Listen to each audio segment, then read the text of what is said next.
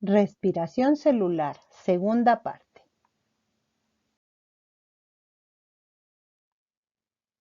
Ciclo de Krebs.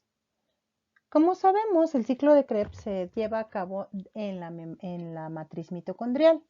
Sin embargo, sabemos que el ácido pirúvico producido en la glucólisis, para ser oxidado por la respiración, debe entrar en la mitocondria atravesando la doble membrana de estas.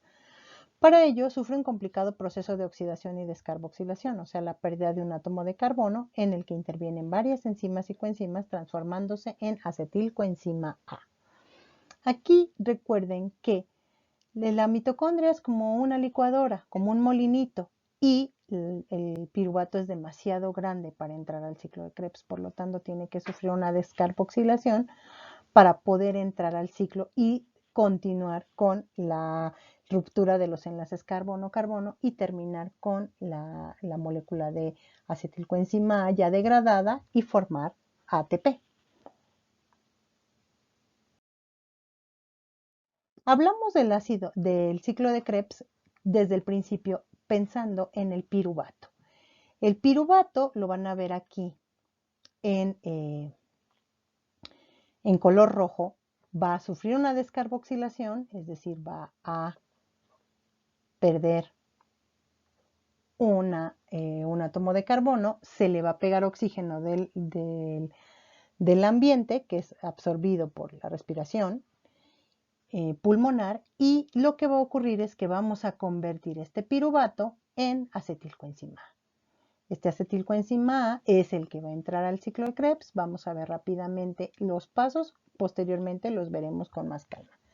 El acetilcoenzima A se va a unir con el oxaloacetato, va a formar citrato, después va a formar isocitrato, vamos a obtener una molécula de NADH y de CO2 y vamos a convertirlo en alfa-cetoglutarato. A partir de aquí otra vez obtenemos NADH y CO2, se va a convertir en succinilcoenzima A, después forma succinato y obtenemos GTP a partir de fosfato inorgánico y GDP.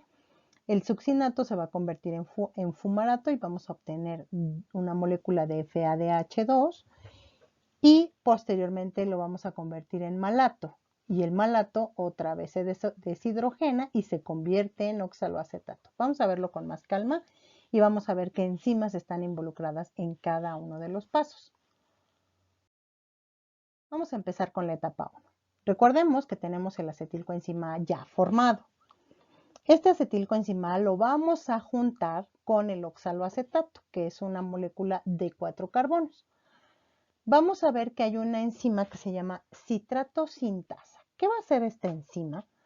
Bueno, lo que va a hacer es unir estas dos moléculas, porque eso es una sintetasa, va a unirlas y va a quitar el doble enlace que tenía el acetilcoenzima A para poder liberar el coenzima A y dejar la parte del acetilo pegado al oxaloacetato.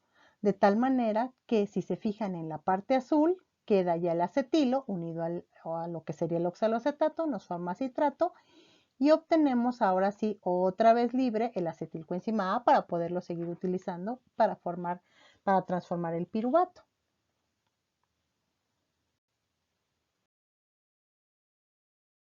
Posteriormente, el citrato que formamos, si se fijan, aquí estamos viendo como el carbono 3 y el carbono 4 están sombreados en color azul. ¿Por qué? Porque va a ocurrir lo siguiente, va a entrar en acción una enzima que se llama aconitasa. Esta aconitasa en realidad es una liasa que lo que va a hacer es formar un doble enlace e inmediatamente quitarlo. Lo que está haciendo esta aconitasa es hacer una isomerización. Aunque no es una isomerasa como tal, porque hace un doble enlace que ustedes están viendo aquí, lo que va a ocurrir aquí es que va a cambiar, gracias a hacer ese doble enlace, va a cambiar de posición este OH y este hidrógeno. Y si se fijan, ahora los tenemos invertidos y se va a formar un isocitrato.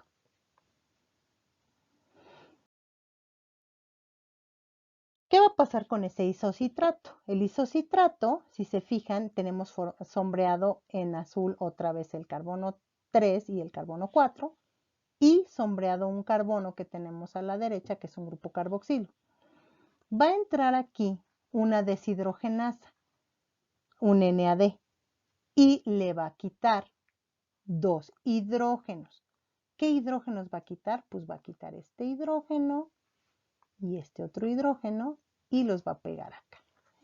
Y entonces lo que vamos a obtener es que vamos a quitar este grupo carboxilo que está en verde, que también lo va a quitar, y va a pegar ahí se va a quedar ahí un hidrógeno y ahora sí vamos a obtener, vamos a quitar este carboxilo, como ven, y se va a formar CO2 y le vamos a agregar un hidrógeno más para que no se quede solito este carbono y nos va a quedar el alfa-cetoglutarato. Ya tenemos el alfa-cetoglutarato en la etapa 4. ¿Qué vamos a hacer con el alfa-cetoglutarato? Le vamos a sumar una coenzima A. Entonces se va a formar un complejo de alfa-cetoglutarato deshidrogenasa. Esta deshidrogenasa lo que va a hacer otra vez es quitar hidrógenos y descarboxilar al mismo tiempo el alfa-cetoglutarato. Va a quitar este grupo carboxilo que está marcado en azul para poder obtener o cortar otra vez un CO2. Una vez que ya lo terminamos, como le estamos sumando coenzima A, volvemos a formar una molécula que se llama succinil coenzima A.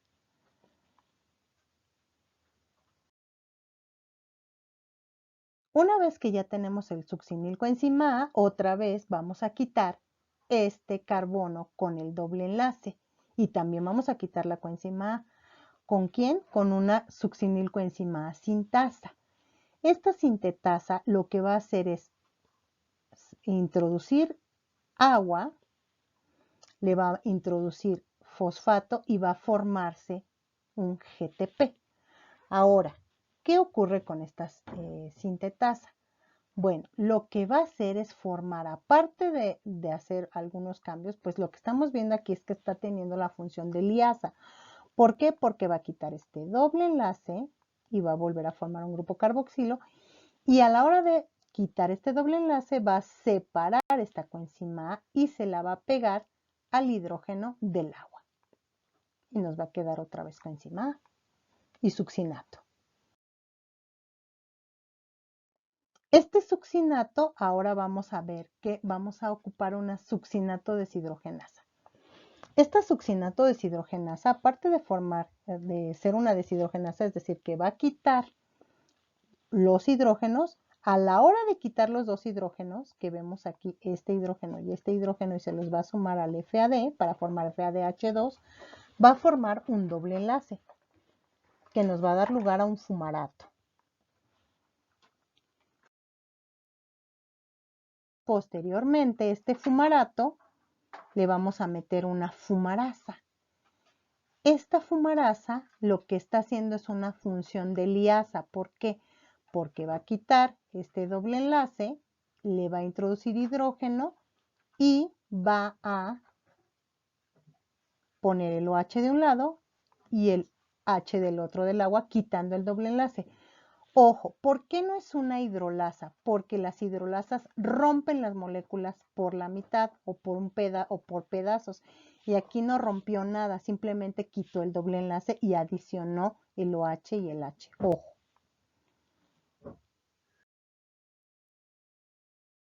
Malato deshidrogenasa. El malato que ya obtuvimos del anterior, vamos a utilizar ahora una malato deshidrogenasa. Si se fijan en el carbono 2 que está sombreado en azul, le vamos a quitar también estos hidrógenos. Entonces, al quitar estos dos hidrógenos, tengo un NADH y pues ya quité estos dos hidrógenos y me queda como NADH más H. Como quité esos dos hidrógenos, a fuerza este carbono necesita hacer un doble enlace con este oxígeno que me quedó y queda de esta manera. Y se forma el oxaloacetato.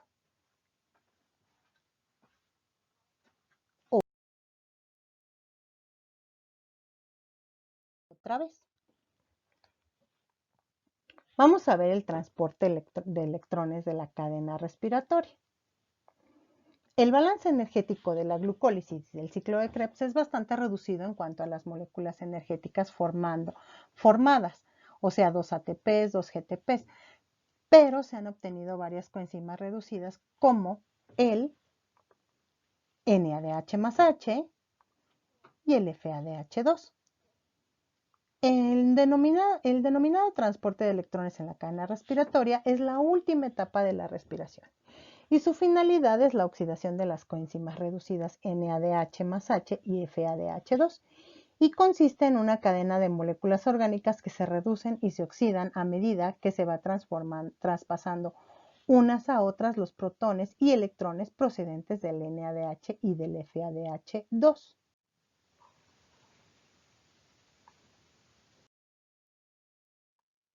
Veamos cómo se lleva a cabo este proceso. Imaginemos que la membrana interna de la mitocondria es la entrada con muchos torniquetes del metro o de alguna estación del tren. Lo que va a ocurrir es que las personas van a traer un boleto. El NAD es una coenzima que trae su boleto, o sea, su hidrógeno. Igual el FAD trae hidrógenos. ¿Qué va a pasar? Bueno, pues lo que va a pasar es lo siguiente. El NADH va a introducir su hidrógeno en el primer complejo que se llama complejo NADH deshidrogenasa. Y se llama así porque evidentemente está quitándole los hidrógenos al NAD. Y luego, ¿qué va a pasar? Bueno, aquí está el FADH que va a meter también sus hidrógenos aquí, en este complejo, que se llama complejo succinato coenzima Q reductasa. ¿Ok? Esta coenzima Q reductasa también está quitando los hidrógenos. ¿Qué está pasando? Pues acuérdense que al reducir, pues lo que está haciendo es aceptar los hidrógenos. Y esta coenzima Q se va a valer de este otro complejo que está aquí al lado y del citocromo C. ¿Para qué? Bueno, aquí lo que va a ocurrir es lo siguiente. Estos citocromos lo que van a hacer es oxidarse cuando pasan también los hidrógenos por ahí.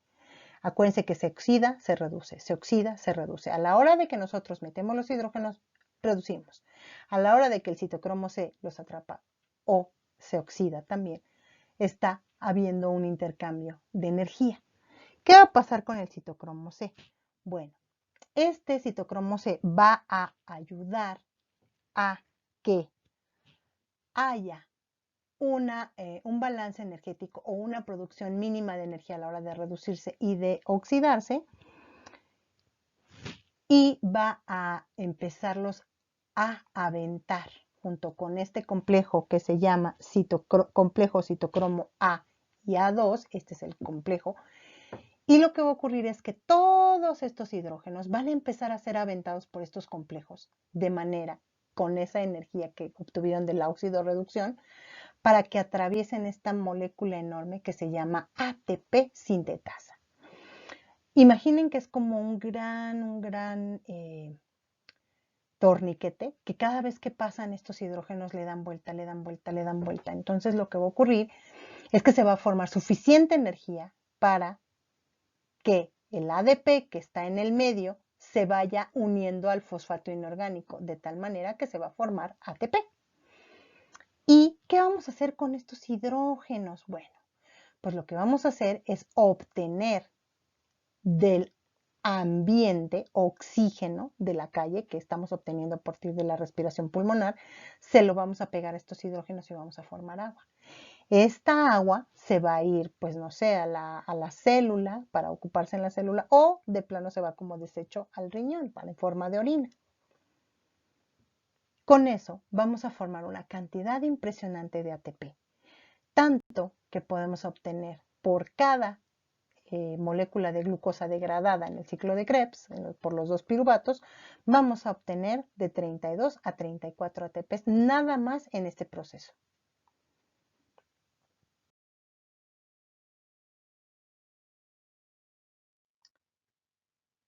Cada transportador de electrones y de la cadena se oxida al ceder electrones, como habíamos platicado antes, y el siguiente se reduce al aceptarlos.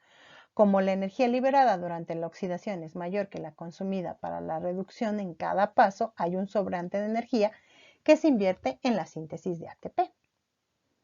El modelo más aceptado para explicar este proceso es la hipótesis quimiosmótica de Mitchell. Según esta teoría, la energía liberada se invierte en provocar un bombeo de protones, como vimos anteriormente, desde la matriz mitocondrial hacia el espacio intermembranal, que fue lo que vimos que estuvieron haciendo las coenzimas. Esto induce al establecimiento de un gradiente electroquímico. Cuando los protones en exceso en el espacio intermembranoso vuelven a la matriz mitocondrial, lo hacen a través de los complejos enzimáticos ATP sintetasa, suministrándoles la energía necesaria para producir ATP. Y si ustedes recuerdan, cada vez que pegábamos un fosfato inorgánico al ADP, pues lo fosforilábamos, por eso se llama fosforilación oxidativa.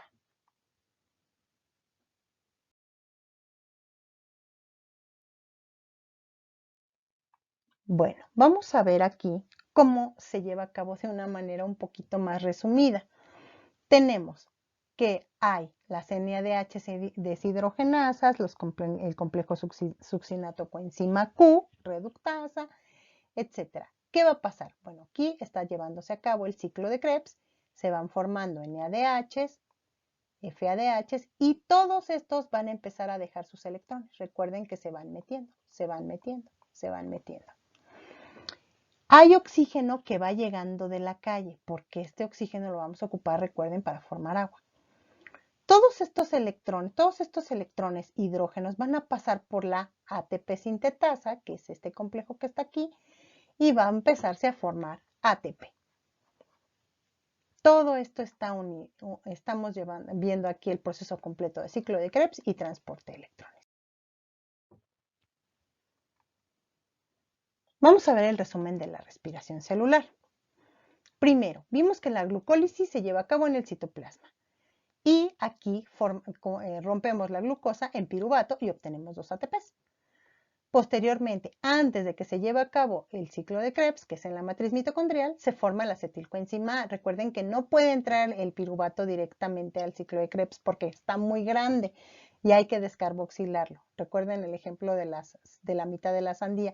Recuerden que hay que quitarle la cáscara y cortarla en cachitos para poderla meter al ciclo de Krebs, que es la licuadora. Y de ahí obtenemos 2 GTPs. Recuerden que los GTPs son análogos a los ATPs.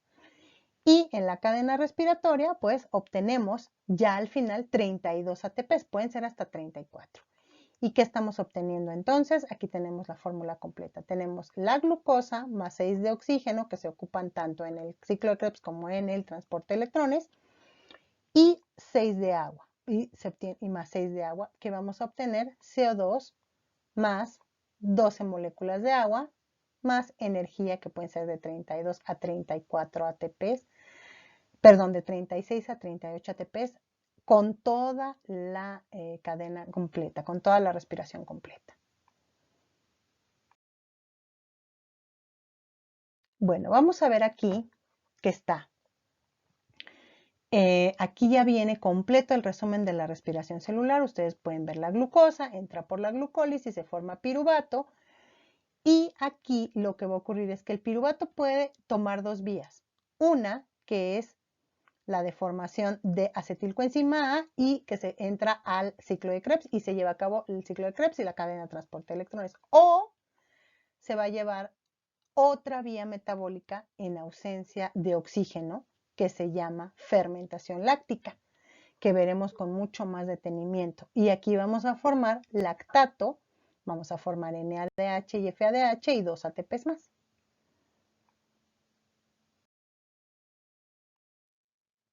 Vamos a ver que hay varias vías catabólicas, no nada más la respiración nos va a dar lugar a la ruptura de la glucosa. Recuerden que habíamos hablado de que podemos romper también a partir de algún polisacárido o de algún lípido o de algún ácido nucleico o de algún aminoácido, algún catabolito.